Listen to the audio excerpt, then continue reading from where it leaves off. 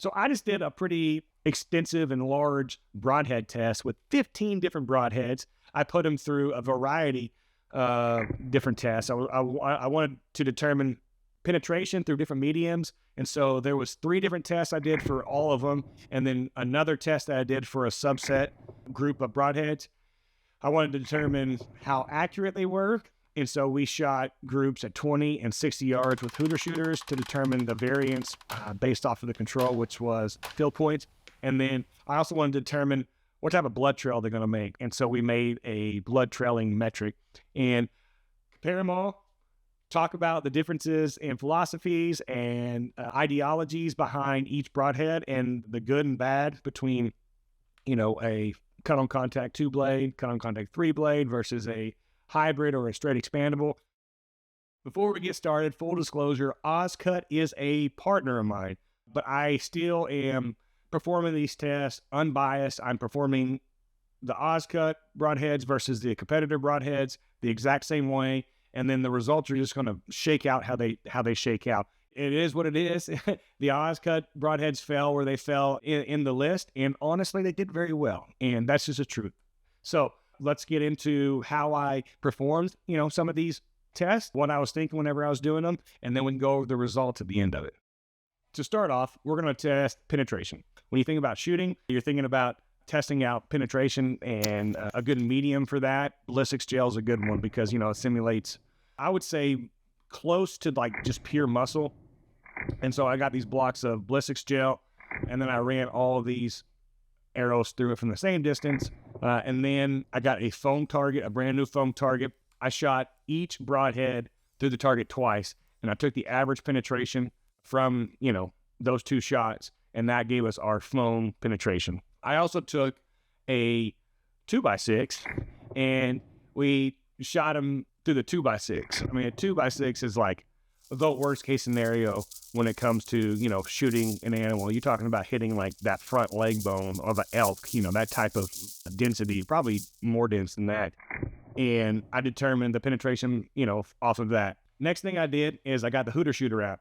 I made this hooter shooter. My dad actually made it for me a couple years ago. We use it kind of as a draw board and to look at cams, look at different things. And then of course you can shoot and get a really good gauge on how accurate your rig is shooting, with no interference from, human error.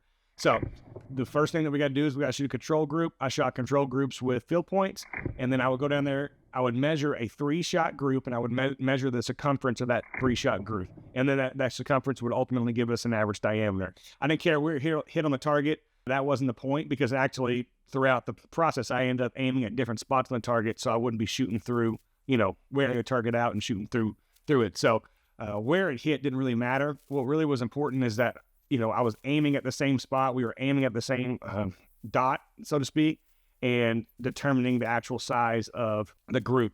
I shot 3-shot groups at 20 yards with all of these broadheads, and then I went out to 60 shot 3-shot groups with all these broadheads. In every case, the field points shot the best. They shot, that was the control, and that was good because that's what we wanted to see. And then what we also did is we made a blood trailing score, basically a factor where I can boil it down to one number, where you can, basically figure in the amount of penetration with the amount of cut.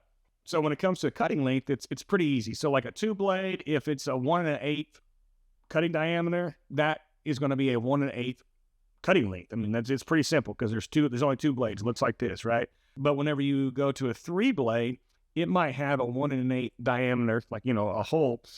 But whenever you calculate all 3 of the broadheads, it's actually closer to like 1.6, 1.7. And then whenever you go to like the hybrids, it's the same thing. That factored in with the penetration gives you the blood trailing score. Because ultimately the blood trailing score is a really important metric, because whenever we're shooting broadheads, we're shooting them at animals. We want to down that animal as quickly as possible. All right, let's look at the results. When it comes to penetration, I'm gonna break it down as to kind of, categories. So like 2 blades, 3 blades, expandables. So when it comes to the 2 blades and the similar type broadheads to 2 blades, I made an extra test, and that was the cardboard test. It was really kind of a tough test, and a toughness test. I stacked cardboard. I glued the outside so there wouldn't be any glue, in between the sheets of cardboard.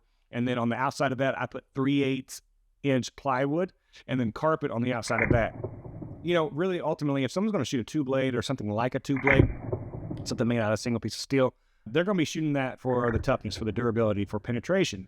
And so ultimately, when it comes down to these types of blades, I felt like the penetration was the most thing, because that whenever you're shooting a two blade, you are sacrificing, that blood trailing metric, because you are sacrificing cutting length because you're shooting two blades, but you are hopefully getting more penetration. So when we were done with the different penetration tests for this subset of broadheads, which was basically we just added one extra test to these particular broadheads. Out of all the broadheads, the Oscut Elite 2 blade actually penetrated more than any of them. It was kind of weird because it penetrated the gel more than anything. But it didn't penetrate the foam. It didn't have an average penetration because we took an average when it came to foam. But it just performed, really, really well on the cardboard, and then really well in that 2x6 test. And that 2x6 test, that was this worst case scenario. None of the broadheads really did great on that one. Like that, to me, that's like shooting an elk like in that front leg bone, like the dense leg bone, like coming down leg bone. If you do that with any of these heads, you're not going to get through the thoracic cavity, so don't do that. Aim back. But still, we did get some data to see which ones did perform the best, and there was a fixed blade. Actually, the top, I guess it'd be top 6 were all fixed blades. The first hybrid came in at number 7, and then from there it was just kind of a mix once you go on down. And of course, once you get down there to the bottom, it makes sense. The bigger hybrid heads, with the big expandable blades, they perform the worst, really. There was one that was kind of there in the middle of the pack, but, still in the middle of the pack. When you hit something like that, you want something hard on the front of your arrow. And, this test kind of definitely shows that. So when it comes to just general penetration ranking, not counting the two blade test that I did, it was actually pretty surprising because some of the hybrids actually performed really well compared to, honestly, what I thought they would do. Because I kind of felt like if you had extra blades up in the front, that would limit the amount of penetration that you could do. Because really what happened is that the hybrids, they did really well through the gel medium. So that would be very similar as if you made a really good shot, didn't hit any bone. But they lacked in the tough one. So the two metrics really that they shone well in was the gel and the foam. The test that I did do through kind of a tough medium, they didn't do so great because there were some hybrids that I put through that cardboard test and they didn't do great at all. Now, I didn't test all 15 through this particular medium, but I was able to get some information that was useful. That was where the 2 and 3 blades of fixed on cut on contact heads really started to shine, and those hybrids, started falling in the back. Okay, so when it came to accuracy, again, I shot 3-shot groups at 20 yards and 3-shot groups at 60 yards. The Oscut Creature by far was the most accurate at 60 yards. In fact, it was like 0.06 inches larger in diameter compared to the control, which is the field points, which absolutely shocked me. And then actually when you take that plus the 20-yard group, which it did really, it did pretty well, the 20-yard group too. Yeah, so at 20 yards, a lot of the ones that you would expect, at 20 yards, these groups are pretty tight. Even for, every one of these broadheads, these groups are tight. The worst one, was, one of the bigger hybrids that has a real big blade in the front. It did pretty poorly at 20 yards, and it did, not so great at 60 yards. A lot of the 3 blades, a lot of the cut on contact, they flew great. All of them did, really.